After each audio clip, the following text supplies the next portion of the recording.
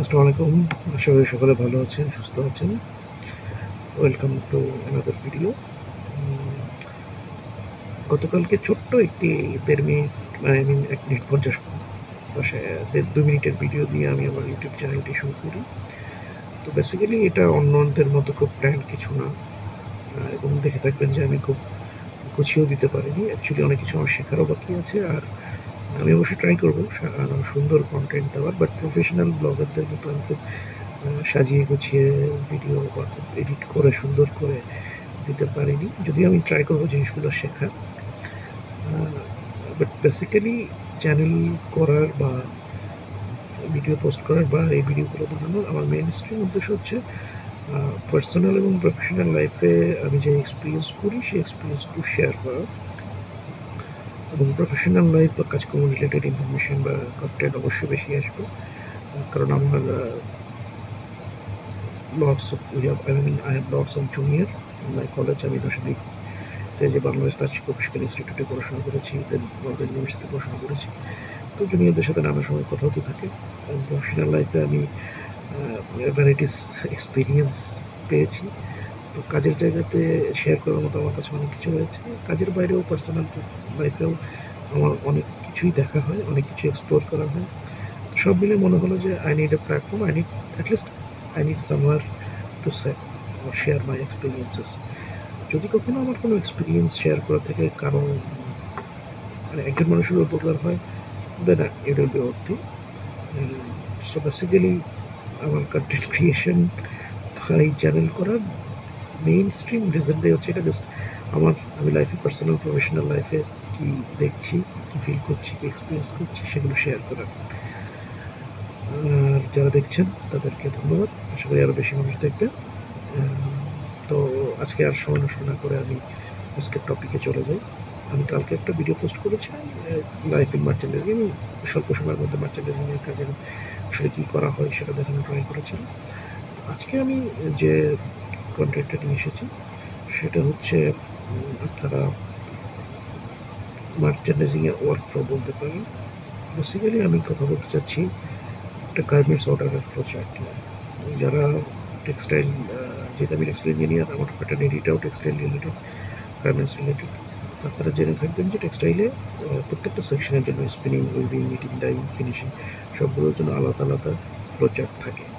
But order ফ্লোচার্টটা কিন্তু আলাদা জিনিস, এবং আমার পড়াশোনার এক্সপিরিয়েন্স থেকে বলতে পারি এটা সহজ সামারিতে কেউ আপনাকে আসলে দিবে না। আপনি ওই ইনিশিয়াল স্টেজে স্পিনিংয়ের ফ্লোচার্ট শিখবেন, পরবর্তীতে উইভিংয়ের শিখবেন, পরবর্তীতে নিটিংয়ের শিখবেন, ডাইংয়ের শিখবেন। বাট অর্ডার ফ্লো যদি আমি বলি, তো সেই অর্ডার ফ্লো যেটা সহজ কথায় বললে একটা অর্ডারের জন্ম থেকে মৃত্যু বা অর্ডারের রিকোয়েস্ট থেকে ডেভেলপমেন্ট থেকে শুরু করে শিপমেন্ট পর্যন্ত পুরোটার ফ্লো চার্টের একটা সামারি করার আমি চেষ্টা করেছি। তো এটাকে আপনি মার্চেন্ডাইজিং পয়েন্ট অফ ভিউ থেকেও বলতে পারেন। তো আমি সেই সামারিটাই আপনাদের সাথে শেয়ার করতে চাই। Basically it will be very helpful to those who are student, who are study. আপনারা একটা ধারণা পাবেন একটা অর্ডারের ফ্লো সম্পর্কে, যে একটা অর্ডারের সাথে কীভাবে শুরু হয়, কীভাবে শেষ হয়। যেমন আমি বলেছিলাম আমি প্রফেশনাল ব্লগার না, তো তারা তো হাইফাইভাবে এডিট করতে পারিনি, খুব সহজে বোঝানোর চেষ্টা করছি। তো যাক, শুরু করা যাক। অর্ডারের ফ্লোচার্টটা শুরু হয় বাইরের কোয়েরি বা টেক প্যাক যেটাকে আমরা সহজ বাংলায় বলি সেটা থেকে। মানে বাইরে থেকে একটা রিকোয়েস্ট দেবে, যে একটা কোয়েরি দেবে যে আমার এই ধরনের একটি গার্মেন্টস দরকার, এই স্টাইলের, ক্যান ইউ মেক ইট। তো পরবর্তীতে এইটা টেক স্পেকটা দেওয়ার পরে আপনার প্রথম কাজ যেটা হবে সেটা হচ্ছে একটা কস্টিং দাঁড় করাবে। কস্টিং দাঁড় করাবে, কারণ সবার আগে আমরা ওই প্রাইসটাই চেক করি। বাইরের কোয়েরি দেওয়ার পরে বাইরের কোয়েরিতে সে আপনাকে জাস্ট একটা ডিটেলস দিতে পারে, অথবা আপনাকে একটা টেক স্প্যাক বা টেক প্যাক শেয়ার করতে পারে। তো যদি আমরা দেখি টেক প্যাকটা এরকম হয়, এরকম, যেখানে এই ফাইলটাতে গার্মেন্টসের স্ক্যাচ থেকে শুরু করে কালার কি হবে, এর পরবর্তীতে fabric, pocketing, styling, button, zipper থেকে শুরু করে একটা গার্মেন্টসের যা কিছু আছে সব কিছুই ডিটেলস এখানে দেওয়া থাকে। সুইং থ্রেড থেকে শুরু করে ইভেন আপনি প্যাকিং ম্যাটেরিয়ালস, পিওএম বা measurement point, size, fitting measurements, ক্ষুদ্র থেকে ক্ষুদ্র সকল ডিটেলস এখানে দেওয়া হয়ে থাকে। তো বেসড অন দিস আমরা যেটা করি, কোয়েরি দিলেই সরাসরি আসলে আমরা স্যাম্পলিংয়ে চাই না ম্যাক্সিমাম ক্ষেত্রে। অনেক কাস্টমার রিকোয়ারমেন্ট থাকে কোয়েরি দেওয়ার পর প্রথমে সে স্যাম্পল চায়, বা কখনো কখনো হচ্ছে এক্সিবিশন বা মিটিং হয় তখন সরাসরি স্যাম্পল ইস্যু করা হয়, সেটা আসলে ডিফারেন্ট পোর্শন, সেটা আমি কোনোদিন অন্য আরেক ভিডিওতে আলোচনা করব। তো বেসিক্যালি কোনো একটা টেকনিক আসে, সেটা ধরে আমরা যেটা করি সেটা হচ্ছে আমরা একটা কস্টিংয়ের ফরম্যাট বার করি। এই হচ্ছে ধরেন একটি নমুনা কস্টিংয়ের ফরম্যাট, স্টাইল, নাম্বার, কালার, ফেব্রিকের ডিটেলস সহ আমরা সব কিছু মেনশন করেছি। এই পরবর্তীতে ধরেন এই যে কস্টিংয়ের ফরম্যাট, রেফারেন্স ইমেজ সহ কী কী আইটেম আমার কেনা লাগবে, কি কোনটা কোন দামে কেনা লাগবে, নিলে কত প্রাইস আসবে সেটা এখানে আসছে, এটাই দাঁড়াচ্ছে কস্টিং। তো এই কস্টিং ফরম্যাটটা আমরা বাইরের সাথে শেয়ার করি, সেকেন্ড স্টেপ যেটা। তো ম্যাক্সিমাম ক্ষেত্রে কস্টিং অ্যাপ্রুভ হওয়ার পরে, কস্টিংটা তাদের ওকে থাকার পরেও পরবর্তীতে আমরা তাদেরকে ডেভেলপমেন্ট স্যাম্পলটা দিয়ে থাকি।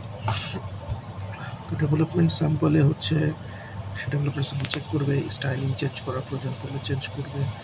যদি ডেভেলপমেন্ট স্যাম্পলে আপনি যদি খুবই লাকি হন, তখন অনেক সময় ডেভেলপমেন্ট স্যাম্পলে আপনি অনেক কিছু অ্যাপ্রুভাল পেয়ে যান।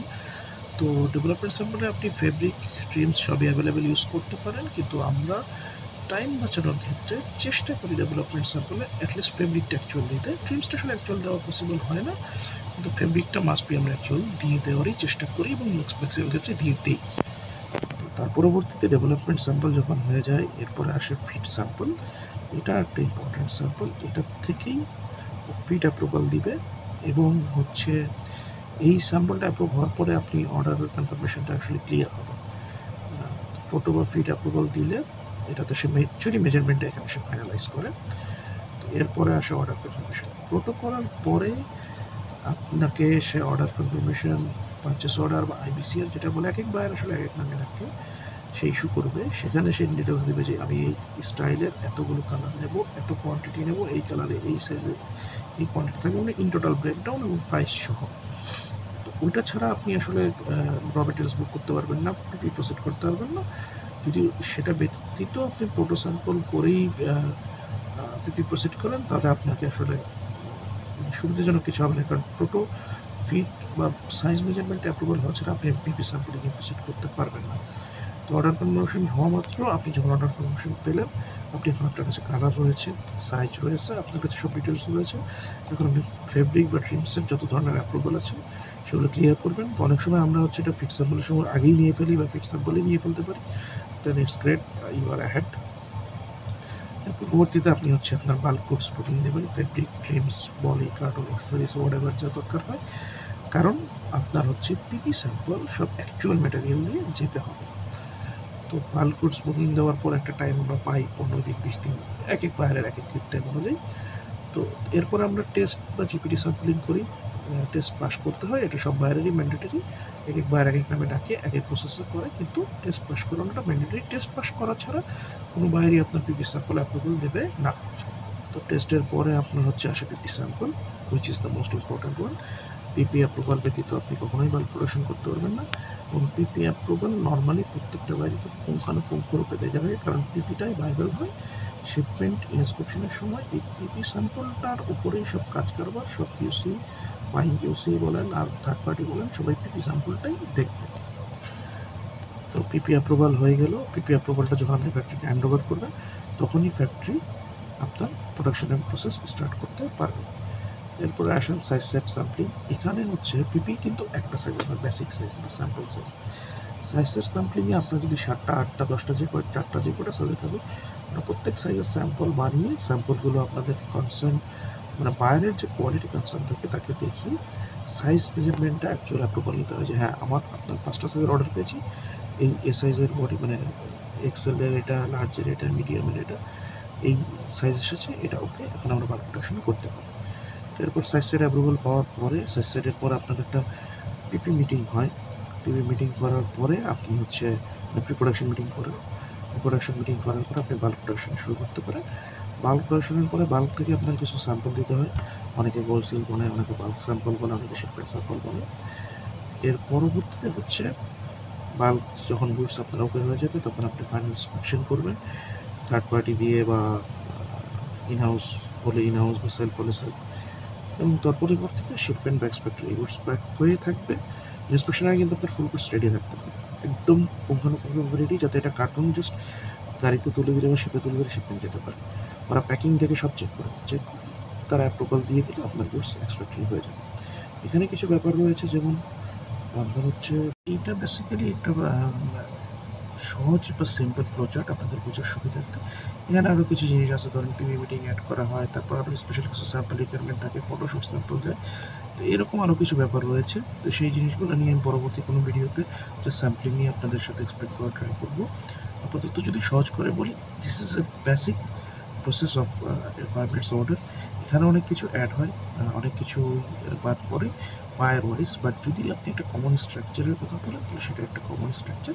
এবং যেমনটা আমি শুরুতে বলছিলাম যে যারা বেসিক্যালি স্টুডেন্ট পড়তেছে তাদের বোঝার সুবিধার্থে আমি এই ফ্লোচার্টটা এভাবে সাজিয়েছি। তো এটা যদি আপনি একটা অর্ডার ফ্লো সহজে বুঝতে চান, সহজে বোঝার জন্য this is for those students, just সহজে একটা সিম্পলি বুঝলেন। এরপর কারণ আমি যদি ডিটেল বলতে চাই তাহলে আসলে এখানে অনেক কিছুই বলার থাকে, ফেব্রিক বুকিং বা ফেব্রিকেরই অনেক প্রসেস থাকে। সো এটা জাস্ট সহজ করে বোঝানোর জন্য। আশা করি এই ভিডিওটা আপনাদের কাজে লাগবে, এবং সামনে আমরা চেষ্টা করবো আপনাদের কাছে আরও ইনফরমেশনফুল আরও সুন্দর কন্টেন্ট নিয়ে আসার জন্য। আশা করি আপনারা আমাদের পাশে থাকবেন। Thanks for watching, and please do subscribe on my channel. Thank you.